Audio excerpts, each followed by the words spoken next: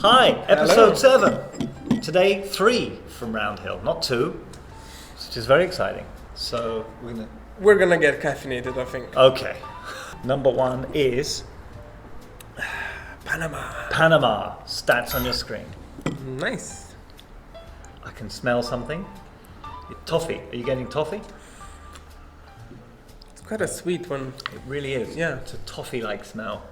But the taste is different to the smell. Oh, yes.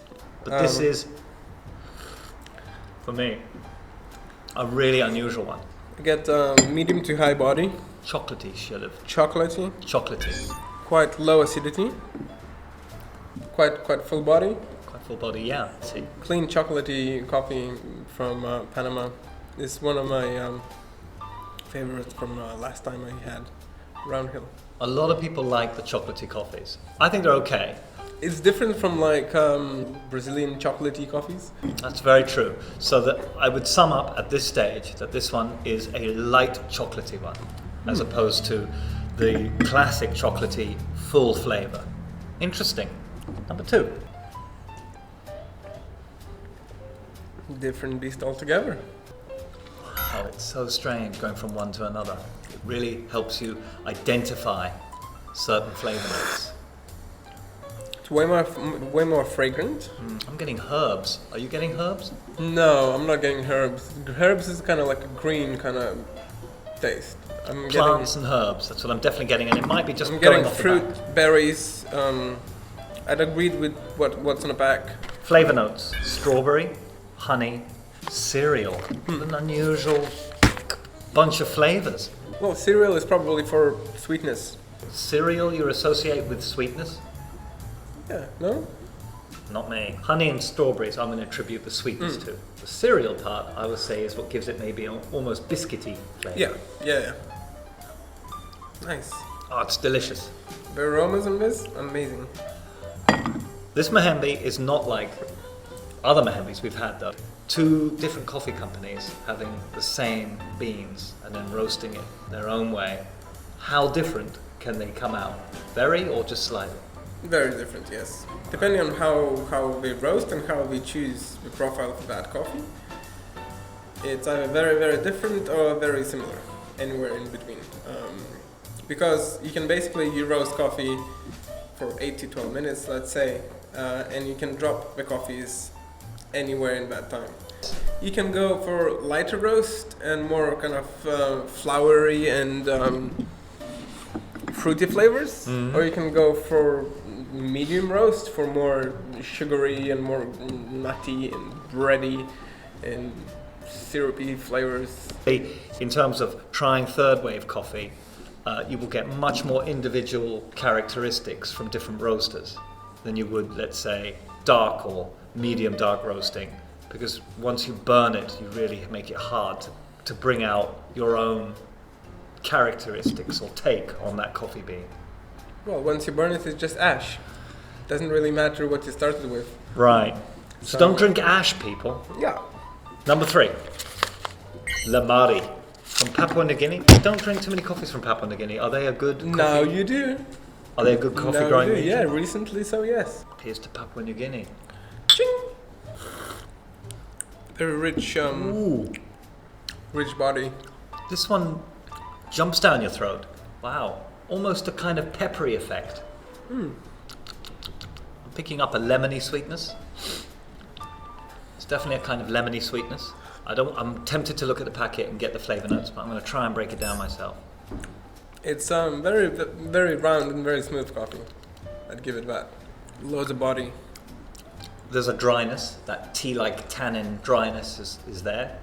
Tiny bit, yeah, maybe a tiny bit. Hint, yeah. All 3 actually are very different to each other. They are. It's really down to the farming practices and the soil and the varietal of the coffee. And that's how you get the differences you get in coffee, and you can go hundreds of different flavors and aromas. Experimentation in coffee is very, very difficult. So the moment you start and do something different, you have to wait 5 years for the coffee to actually grow and develop and start producing fruit. So very few people experiment that much.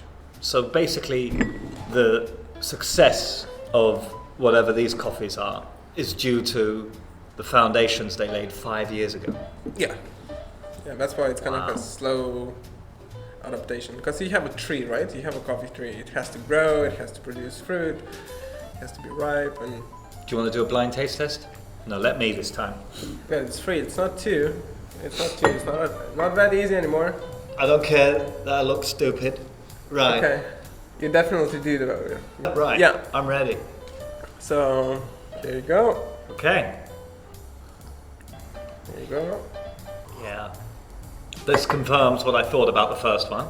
Okay. And is this a confirmation or a total? This will either throw me off or yeah. Because I thought the last one was Mahembe, but this might be Mahembe now. Look, the first one Yeah. was the last one we had, Papua New Guinea, right? Correct. Ding. There Thank you go. you. Neither of them have a... Oh, this one's chocolatey. This one's Mahembe. Yes. This one's... There's that chocolate. You All win. right. You win. Hey! I love this Papua New Guinea now because when it was hot, it had these very kind of separated flavors of crispiness and I don't know, but whatever it is now, it's really kind of fusing together and becoming a much more interesting fusion. But it also has this kind of lingering aromas that are really distinctive to Papua New Guinea. Really? You've been there often, have you? And this one? Nutty? That chocolatiness is still there. Brilliant. So we got here 3 unusual and interesting coffees from Round Hill, based just outside Bath. And if you want to see more about them, again, follow us on Instagram, Facebook, Twitter, and subscribe to YouTube because there is an episode where we go and visit these guys, the Roastery. And I'm a big fan of theirs. He's a big fan of theirs. We've been there. I recommend you try Round Hill at least once in your life. A lot of places in Bath will be selling it, and a lot of places in London also supply Round Hill. So if you're into something chocolatey, right there, you get your Panama. Or Papua New Guinea. Papua New Guinea is really nice as well. If you're into something weird and different, I definitely it's say really the full Papua. body. I feel like it's an all-rounder, this one. And if you want something more in the classic third wave, velvety, fruity and sweet, Berry. then right there is your Rwanda. Boom. And come to Dark Habit Cafe to try some of this guy's very amazing coffees and tune in for more exciting tastings coming very soon.